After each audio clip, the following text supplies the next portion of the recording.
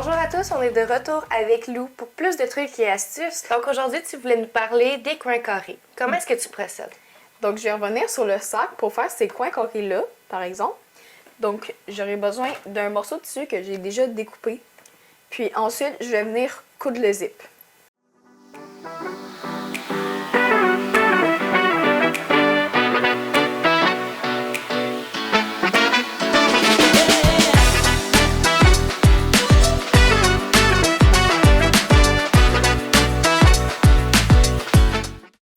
À quoi sert l'étape de coudre la fermeture éclair?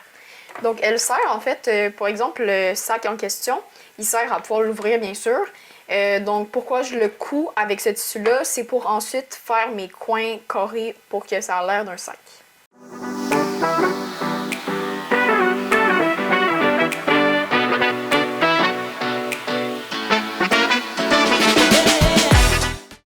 Donc c'est à partir de là que le sac va prendre un peu sa forme. Effectivement. OK.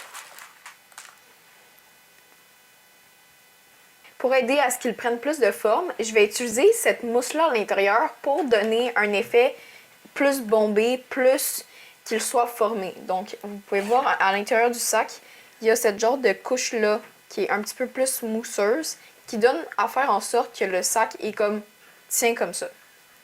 Parce que si je mettais pas de mousse, même s'il y a les coins carrés, le sac tomberait. Il n'y aurait pas autant de tenue. Effectivement.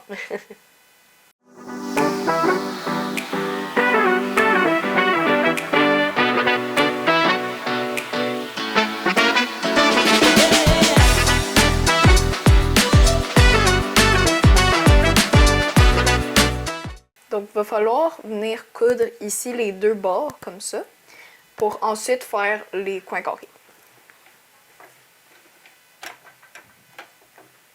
Donc, je vais switcher pour mettre 15, pour mettre le zigzag pour faire en sorte que ça se dépasse pas. Est-ce que c'est parce que le point zigzag donne une meilleure solidité?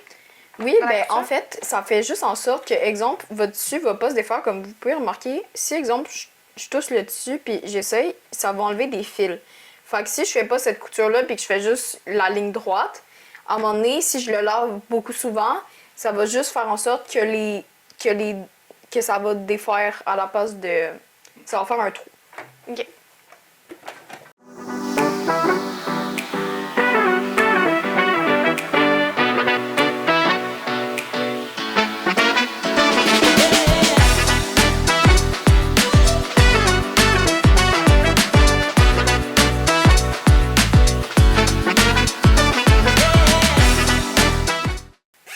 Ça va être très important d'ouvrir la fermeture parce qu'une fois que vous avez coud ces deux bords-là, si vous l'avez fermé, vous ne serez plus capable de l'ouvrir. Donc, ça sera très difficile de l'ouvrir.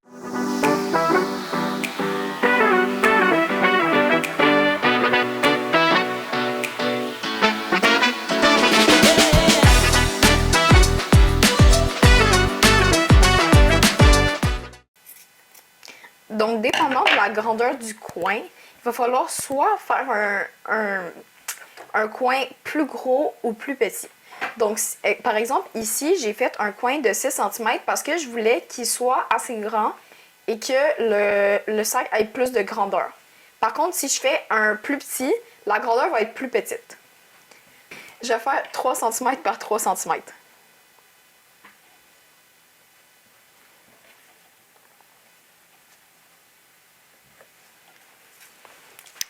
Donc, je vais répéter la même affaire pour chaque coin. Je vais faire 3 par 3.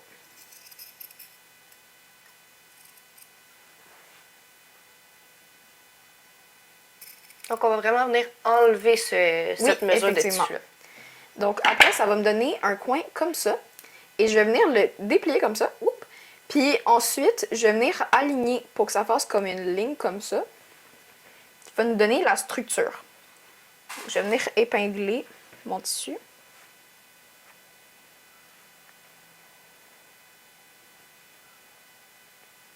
Et faire en sorte que la ligne soit vraiment au milieu pour donner une meilleure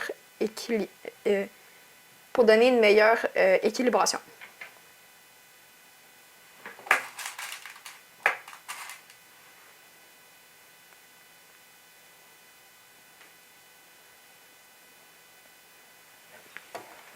et je vais venir coudre en zigzag encore une fois.